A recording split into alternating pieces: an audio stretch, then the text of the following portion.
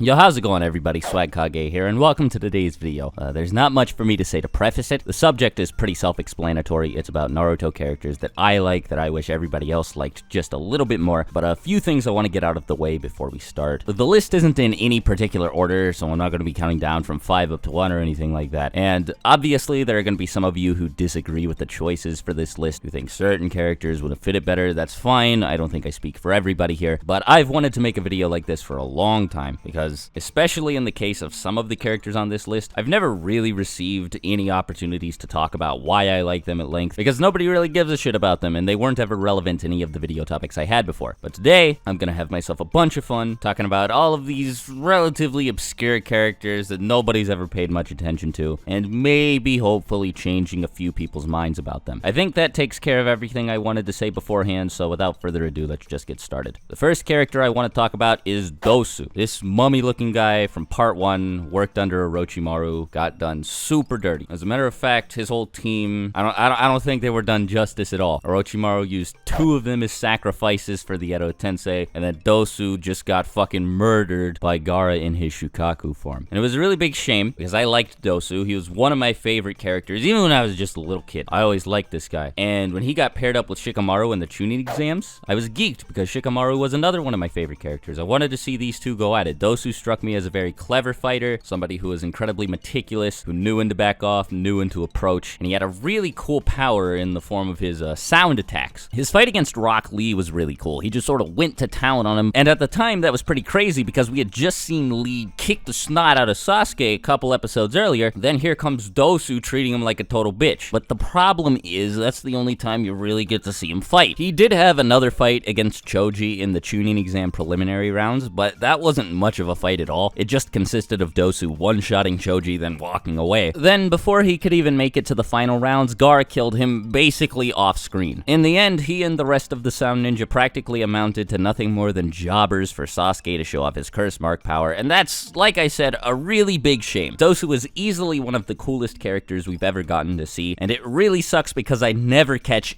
anyone talking about this guy. For numero dos, we have good old Grandma Tsunade, somebody who isn't quite as obscure as Dosoo, but definitely a character that doesn't receive as much praise as I feel she deserves. Seriously, dude, Tsunade's cool as fuck, okay? And it really hurts me knowing that she doesn't get any love just because the other two Sannin are so much more popular and are given significantly more screen time as well as significantly more to do than she is. But let me tell you why Tsunade is so awesome, because I used to think she was pretty lame. As a matter of fact, I used to actively dislike her. I couldn't tell you why now, because every time I see her either on panel or on screen, she's doing something really cool. But the point is, I'm very aware that there are people out there who just don't think Tsunade is all that great. So to begin my thesis about why she's so cool, let's take a look at when she was introduced. Now, this was back during part 1, and it's pretty widely accepted throughout the community that part 1 has a much grittier, darker tone than Shippuden does overall, and that you could really tell Kishimoto was aiming for something cynical and grounded. Tsunade was practically the embodiment of this cynicism. You can view a lot of the characters introduced in Naruto as foils to our main character for one reason or another, with the 3 strongest examples up to this point being Haku, Sasuke, and Gaara. And to a certain extent anyway, Tsunade's another example of one. She sort of existed as a living reality check for Naruto. While he was young, naive, and idealistic, she was old, experienced, and very jaded. She took pleasure in nothing but vices and was bitter through and through because she'd been stripped of every source of hope and optimism that she'd ever had over the course of her life. And it was just this neat, fresh perspective that the audience hadn't yet seen before. Then after she met Naruto, she went through this really touching character arc where she slowly learned to trust people more, to be more positive, and to just be a better person in general. One of my favorite scenes in the entire manga is when she choke slams these 2 leaf elders into the wall of the Hokage office for not having enough faith in Naruto, just as a sort of display of how much this kid means to her. Now, I know a lot of people are gonna respond to me saying that Tsunade is really cool by pointing out that she got slapped around by Kabuto, and that she, considered killing fucking Jiraiya. And these, more so the second one, are valid criticisms of her. You're allowed to dislike her for whatever reason if you want. But I think that both of those things just serve to make her more layered, more human, and it makes her change over time even more satisfying to watch. Then, of course, she's also just a fucking badass. Look at this panel right here where she threatens to kill Orochimaru. It looks so sick. She also puts in heavy work in the battle against Madara, and the fact that she's the best medical ninja, like, on the planet gives her extra cool points as well. The third character I want to talk about is the Iruka. And no, don't click off the video yet. I know nobody really cares about Iruka, but, like, hear me out, please. Really, my love for Iruka just sort of boils down to, yeah, he's a pretty chill dude, and that's all there really is to it. But for those of you who want me to say more, I mean, he's just this crucial part of Naruto's life and his character growth. And now this is just a personal thing with me. I don't know if, like, anybody else is the same way, but just seeing this guy, you know, Iruka, acting as a father figure for this little kid who really doesn't have anybody that he can rely on or trust, it just warms my heart, because whether you're just starting the series or you've gotten all the way to the end, you know that Naruto deserves somebody like this. And the way he practically bent over backwards for the kid, risked his life for him in the first episode and the first chapter of the manga, I mean, it's just impossible for me not to appreciate. Now, I know that this guy has next to no screen time. As a matter of fact, I'm sure he has less screen time than everyone else on this list, Dosoo included, and all he ever, like, really does is take a shuriken to the back, then you don't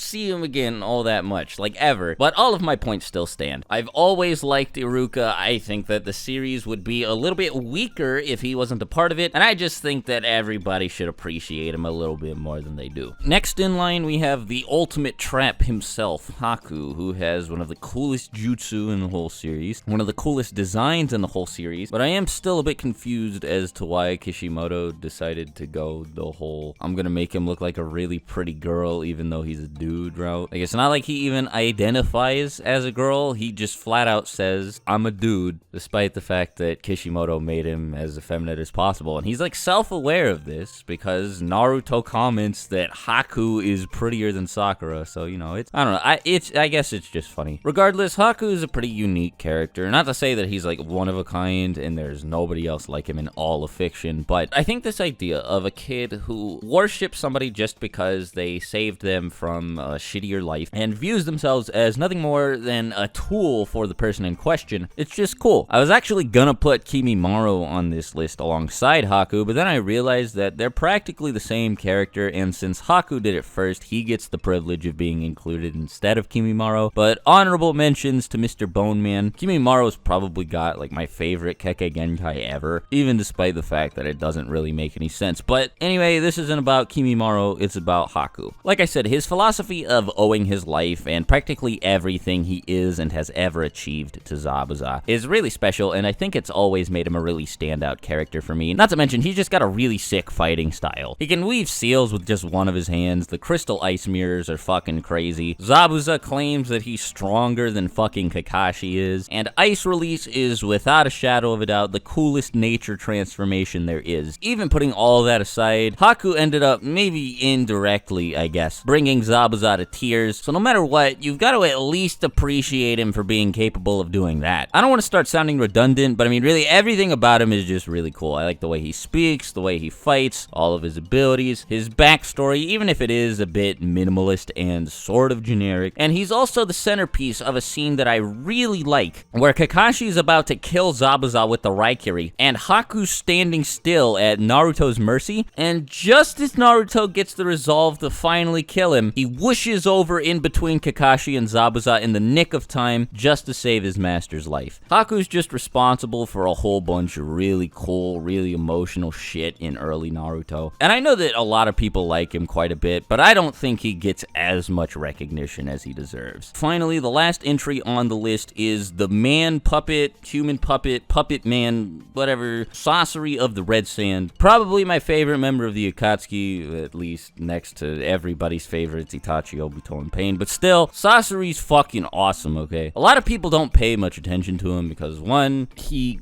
quote-unquote lost to Sakura. 2, he's a puppet master, and Kankuro kind of sucks, so puppet masters don't really have the best rap. Then 3, he's a self-contained character that's introduced in the same arc as he dies in, so he's not really given a whole lot to do. But I don't care about any of that. Sasori's the man, and let me explain why. All of my reasons for liking Sasori are more or less centered around the cool factor I think he has. I just think that the guy is awesome. Turned himself into a puppet, turned the third Kazekage Tsunade into a puppet after he murdered him, is capable of controlling up to 100 puppets at once, can administer lethal poisons with ease that have basically no known cures, has a sick design, has an equally awesome voice and overall attitude. I mean, the guy's just really fucking cool. And so many people give him shit for losing to Sakura, but like, look, dude, he didn't lose to Sakura. He lost to the team of Sakura and Chiyo. Chiyo knew everything about him. Both of them came with an antidote created specifically to counter his poisons. Chiyo was in possession of the 10 strongest puppets ever created. Sasori didn't really take the battle all too seriously until the very end. And of course, finally, it's heavily implied that he let himself die. It's not flat out stated that he like gave up or anything, but Chiyo says that he didn't really try as hard as he could have to avoid the final attack that they threw at him. So the idea that Sakura beat him in a one-on-one fight is very misinformed. Plus, I mean, Sakura's not that bad. She's pretty tough, so even if he did lose to her in a fight, it's not like that would be the ultimate L one could receive. Really, my reasons for liking Sasori are just super subjective. Either you agree that he gives off this cool vibe, or you don't. I don't think there's much I can say to change your mind about him. Anyway, I'm pretty sure that wraps up the list. I believe I've said everything that I have to say about all the characters here. Now, I am curious to know what characters you guys think are underrated. As always, leave your responses in the comments below. If you're new here, consider subscribing to get updates when I post new videos. But above all else, just make sure you have a great rest of the day. Till my next video, talk to you later. Swagkage out. Bye.